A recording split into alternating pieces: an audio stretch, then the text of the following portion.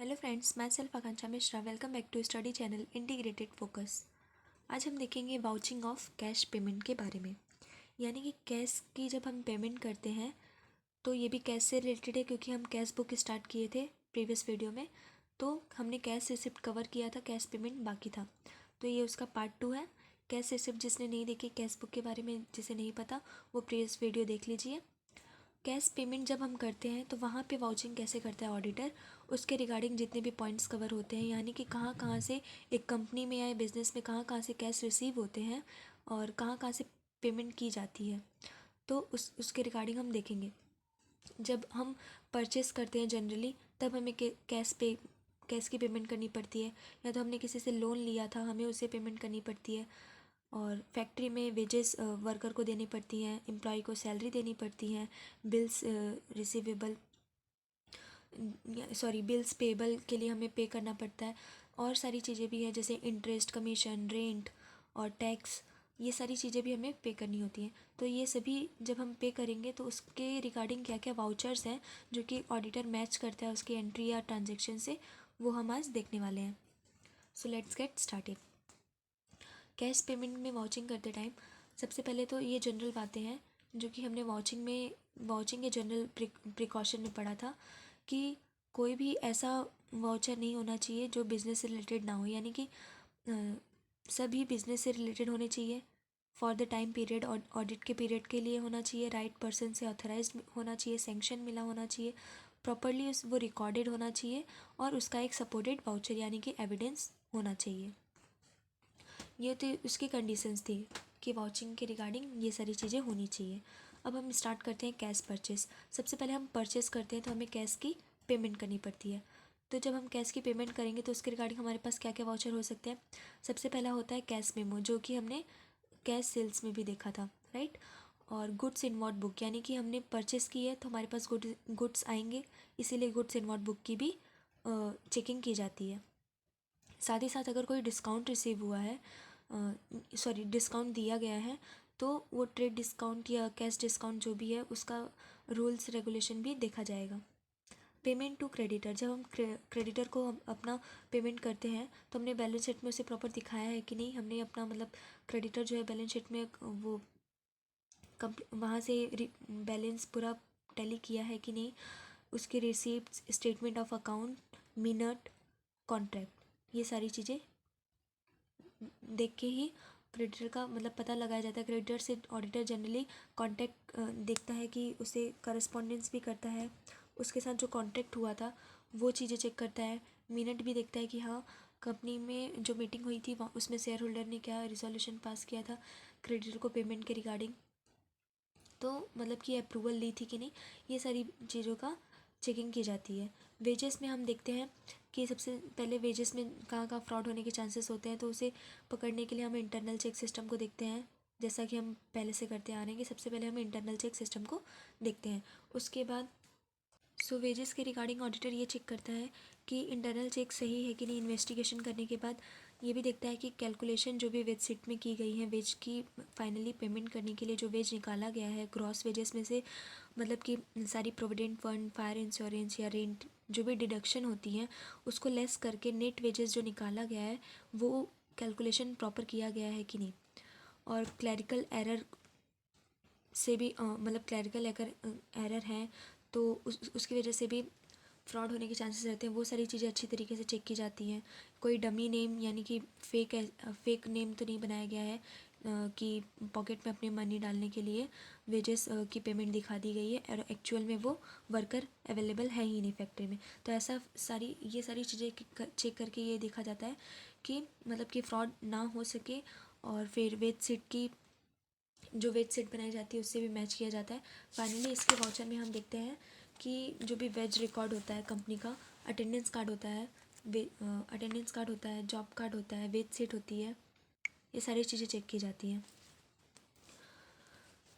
फिर हम देखते हैं सैलरी में, जब एम्प्लॉय को सैलरी दी जाती है तो जनरली सी बात है सैलरी में हम क्या क्या वाउचर होते हैं, इसमें भी अटेंडेंस की होगी। अपॉइंटमेंट लेटर, जब उसका अपॉइंटमेंट हुआ था तब क्या बातें फिक्स हुई थी कि उसको कितना रेम्यूनरेशन दिया जाएगा, एग्रीमेंट क्या हुआ था, मिनट में मीटिंग क्या पास हुई थी, वहाँ पे सैलरी की बुक में क्या, रजिस्टर में क्या मेंशन है, और जो भी काउंटर फॉल्स है, कार्बन कॉपी है, चेक की कि हाँ उसे एक्चुअल में सैलरी पेमेंट हुई है, पासबुक वगैरह भी चेक किया जा सकता है एज अ वाउचर। तो ये तो हो गया सैलरी, हमने वेजेस देखी, सैलरी देखी, साथ ही साथ हमने ये भी देखा कि कैश परचेस कैसे किया जाता है, राइट। 3 पॉइंट कवर हुए हैं। अब हम नेक्स्ट है हमारा रेम्यूनरेशन टू एन ऑडिटर, यानी कि ऑडिटर को क्या रेम्यूनरेशन दी जाएगी, इसके रिगार्डिंग हम किस तरीके से वाउचर करेंगे। अब ये तो खुद ऑडिटर ये काम कर रहा था लेकिन ये पॉइंट जनरली बस ये इसलिए इंक्लूड किया गया है क्योंकि ये एक्चुअल ऑडिटर को जो पैसे दिए जाते हैं वो भी तो कैश पेमेंट में ही आते हैं, इसलिए दिया गया है। लेकिन इसके वाउचर आपको देखने को नहीं मिलेंगे, बट आप लिख सकते हैं कि इसके लिए भी एग्रीमेंट होता है या फिर मतलब कि कॉन्ट्रैक्ट होता है, और इसकी भी चेक की पेमेंट या पासबुक भी काउंटर फाइल्स हो सकती हैं एज अ वाउचर। फिर हम देखते हैं बिल पेबल में भी हमें अगर बिल बनाया गया है तो उसकी पेमेंट करनी है, तो बिल पेबल के टाइम पे क्या क्या वाउचर हो सकते हैं। जो भी रिसिप्ट्स हैं, बिल पेबल रिटर्न की रजिस्टर, और बिल पेबल बुक, पासबुक, ये सारी voucher as at the time of bill payment की जाती हैं। Purchase of land and building, land और बिल्डिंग जब हम परचेस करते हैं तो हमारे पास क्या क्या डॉक्यूमेंट अवेलेबल हो सकते हैं। तो ऑडिटर ये चेक करेगा कि एक्चुअल में लैंड बिल्डिंग परचेस है कि नहीं, उसको फिजिकली वेरीफाई करेगा, उसकी रिसिप्ट को देखेगा, कॉन्ट्रैक्ट को देखेगा, और अगर ब्रोकर इन्वॉल्व है तो ब्रोकर की सोल्ड नोट को देखेगा, ऑक्शनर इन्वॉल्व है तो ऑक्शनर की नोट को देखेगा, साथ ही साथ कॉन्ट्रैक्ट, और अगर आर्किटेक्ट है, आर्किटेक्ट की सर्टिफिकेट है कि नहीं, अगर उसकी बिल्डिंग की वैल्यू निकालने के लिए, लैंड की वैल्यू निकालने के लिए उसकी सर्टिफिकेट लेगा कि एक्चुअल में उसकी वैल्यू क्या है। टाइटल डीड लीज भी देखेगा। टाइटल डीड लीज वो होता है जिसमें ये एग्रीमेंट टाइप का होता है, जिसमें कितने टाइम के लिए लैंड बिल्डिंग लिया गया ये मेंशन होता है। तो ये सारी चीज़ें वो चेक करेगा as a voucher in case of land and building. साथ ही साथ हम देखेंगे कि अगर प्लांट एंड मशीनरी है तो उसके रिगार्डिंग क्या क्या वाउचर डिफरेंट हो सकते हैं। जब लैंड एंड बिल्डिंग की बात होती है तो फिक्स्ड एसेट्स में आ जाते हैं, राइट। लेकिन प्लांट एंड मशीनरी भी फिक्स्ड एसेट्स ही हैं, लेकिन ये शॉर्ट टर्म टाइम के लिए होती है, तो इसके सिर्फ इन्वॉइस एंड रिसिप्ट से भी काम चलाया जा सकता है। जहाँ से भी ये सप्लायर ने जिस सप्लायर से हमने ये लिया है उससे कॉन्टैक्ट करके भी एज अ वाउचर हम वेरीफाई कर सकते हैं, मतलब कि ऑडिटर जो है ये सारी चीज़ें चेक करता है। फिर हम देखते हैं परचेस ऑफ इन्वेस्टमेंट, यानी कि हमने कोई इन्वेस्टमेंट परचेस की, फॉर एग्जांपल शेयर हमने परचेस की, या तो हमने डिवेंचर के फॉर्म में इन्वेस्टमेंट किया है, किसी कंपनी को हमने लोन दिया है, तो उसके रिगार्डिंग क्या क्या वाउचर हो सकते हैं, क्योंकि वो भी तो हम पेमेंट ही कर रहे हैं। तो ब्रोकर का बॉट नोट हो सकता है। हमने जब कैश रिसिप्ट के बारे में पढ़ रहे थे तो वहाँ पे हमने देखा था कि ब्रोकर का सोल्ड नोट आ रहा था हर जगह वाउचर के टाइम पे। साथ ही साथ देखिएगा कि लेटर ऑफ अलॉटमेंट, यानी कि उसे एक्चुअल में शेयर जो अलॉटमेंट किया गया था, जैसे कॉल का प्रोसीजर होता है ना कि सबसे पहले एप्लीकेशन मनी रिसीव होती है, फिर अलॉटमेंट, तो उसका लेटर ऑफ अलॉटमेंट दिया गया है कि नहीं एज अ प्रूफ वो चेक कर सकता है, यानी कि और शेयर उसको अलॉट हो गया तो शेयर सर्टिफिकेट, ये सारी चीज़ें चेक करके परचेस ऑफ इन्वेस्टमेंट के रिगार्डिंग एज अ वाउचर हम पेश कर सकते हैं। फिर आता है पेटेंट एंड कॉपीराइट, यानी कि ये तो हो गया टेंजिबल एसेट्स, राइट। अगर हमने कोई इंटेंजिबल एसेट्स परचेज किया तो हम किसी का पेटेंट या कॉपीराइट यूज़ कर रहे हैं लाइसेंसिंग फ्रेंचाइजिंग में, तो उसकी फ़ीस भी हमें पेमेंट करनी होती है, कितने पीरियड के लिए हम ले रहे हैं, तो उसे भी एग्जामिन करने के लिए क्या क्या एक्सपेंसेस इनकर हुए हैं, ये सारी चीज़ें चेक करने के लिए वाउचर के तौर पे हम एग्रीमेंट, रिसीप्ट्स और एजेंट के अकाउंट को चेक कर सकते हैं। फिर हमारा आता है payment under hire purchase agreement. Hire purchase agreement में हमने प्रीवियस में देखा था कि receipt under hire purchase agreement, cash जब रिसीव होता है, लेकिन अब हम पेमेंट करेंगे तो उस केस में क्या क्या वाउचर होंगे, उस केस में एग्रीमेंट, रिसिप्ट्स ये हो सकते हैं, राइट। और हायर परचेस एग्रीमेंट और डीड भी हो सकती है। ट्रैवलिंग एक्सपेंसेस, ट्रैवलिंग का भी एक्सपेंसेस हमें पेमेंट करनी होती है अपने एम्प्लॉय को, और या तो इंटरटेनमेंट अलाउंस एक्सपेंसेस, वो सारी चीज़ें होती हैं, तो उनके लिए हम बिल्स और रिसिप्ट से भी काम हो जाता है।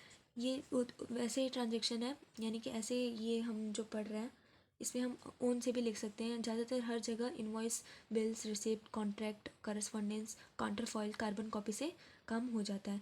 मेन हमारा जो था वो हमने प्रीवियस वीडियो में कर लिया था, और अभी भी हमने जो अभी किया purchase of plant machinery, land building, salary, wages, ये सबसे ज़्यादा इंपॉर्टेंट था, बाकी तो बहुत कम वाउचर लगते हैं।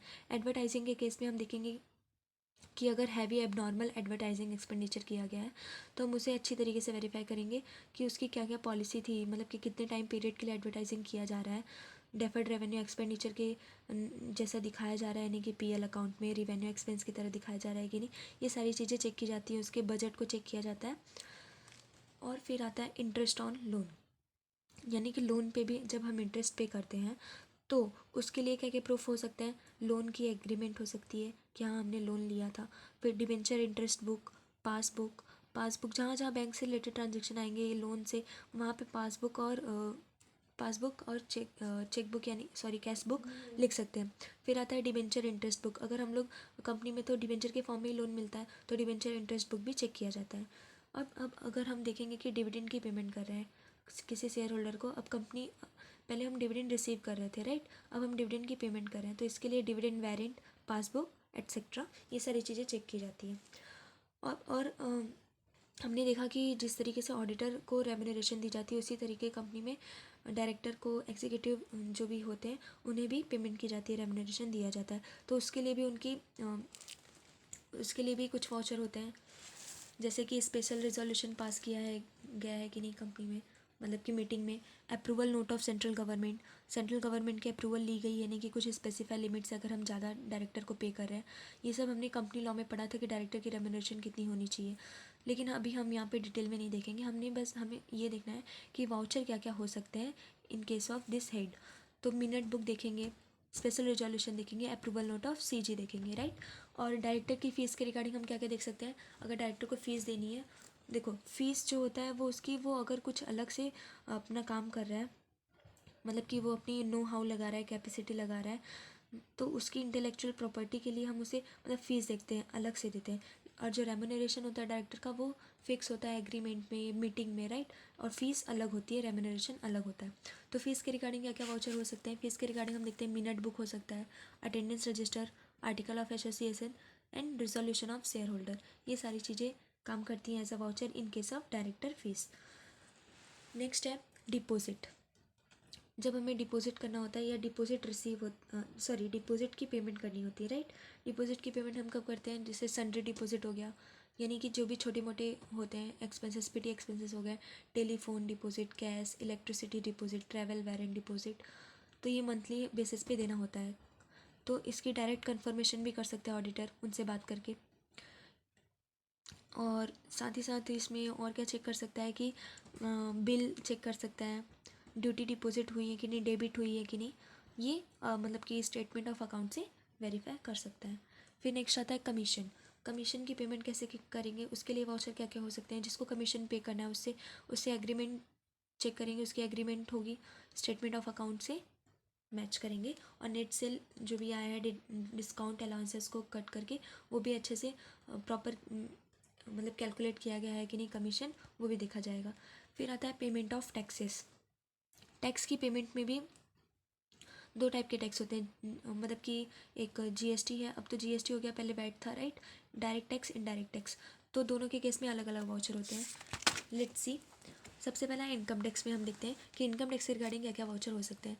असेसमेंट ऑर्डर फॉर्म, ये एक फॉर्म फिलअप होता है इनकम टैक्स में, जैसे पेन सबका बनता है पेन, तो उसमें फॉर्म नंबर सबका होता है ना, उसी तरीके से असेसमेंट ऑर्डर फॉर्म का पता लगाएंगे कि हाँ इनकम टैक्स में ये फॉर्म फिलअप मतलब हुआ है कि नहीं, उसमें सारी इन्फॉर्मेशन दी रहेगी। Notice of demand and receipted challan, VAT के केस में देखेंगे, यानी कि जो कि अब जीएसटी हो गया है, return submitted by the dealer and treasury और बैंक रिसिप्ट। नेक्स्ट है हमारा बैंक चार्जेस, बैंक चार्जेस में जनरली आता है वाउचर क्या, बैंक की पासबुक। फिर इंश्योरेंस के केस में भी हमें क्लेम पेमेंट करना होगा, अगर हमने इंश्योरेंस किसी को दिया है तो इंश्योरेंस की पॉलिसी होती है, रिसिप्ट्स होती है, अगर हम प्रीमियम पे कर रहे हैं तो उसमें भी पेमेंट हुई,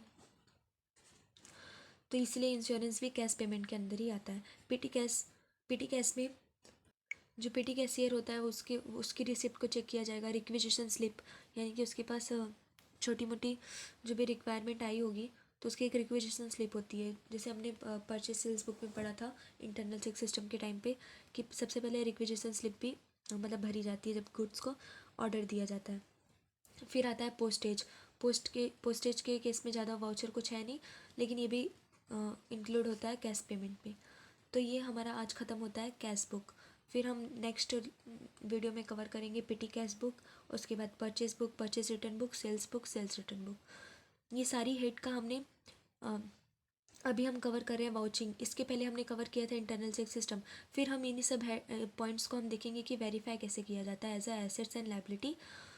तो इसमें कन्फ्यूज़न ना हो इसलिए मैं सेपरेट वीडियो बना रही हूँ। फिर लास्ट में मैं एक हर चैप्टर की समरी बना के भी दूंगी, या तो माइंड मैप बना के पूरी ऑडिटिंग का एट लास्ट मैं प्रोवाइड करूँगी जल्द से जल्द। मैं अभी तैयारी कर रही हूँ इसकी।